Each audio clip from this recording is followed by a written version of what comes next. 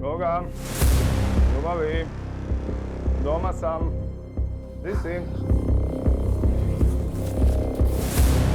Siniša, pa otkud ti tu? Šta nisi trebao doći u utorak? Oprosti, zašto ja moram najavljivati kad dolazim u svoju vlastitu kuću?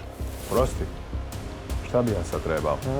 Znam kako ovo izgleda, ali stvarno nije ono što misliš. Nije što mislim. Ovo od Gordane nisam očekivao. U našem stanu, u našoj sobi, u našem krevetu. Ona dovodi nepoznatog muškarca. Mislim da je sve jasno, maske su pale, bliže smo onom našem cilju, a to je da se raziđemo.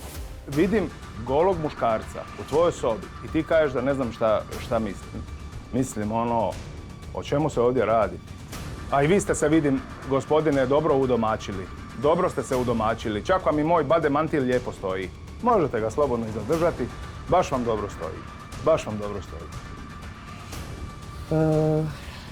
Siniša, čekaj. Nemoj mi ništa, Siniša. Sve mi je jasno. Sve mi je jasno. Molim te, samo da nisam porazgovaram. očekivao. Možda bolje da se ovo ranije dogodilo. Sad je bar sve su karte. Čekaj, jel možemo karte su na porazgovarati? stolu. Molim te. Ne, ja sam ovdje višak. Izgleda ja sam ovdje onaj koji je treći. Ostavljam vas dvoje, nastavite. Molim te, čekaj, molim te, samo da porazgovaramo. Nemoj otići ovako. Pozdrav.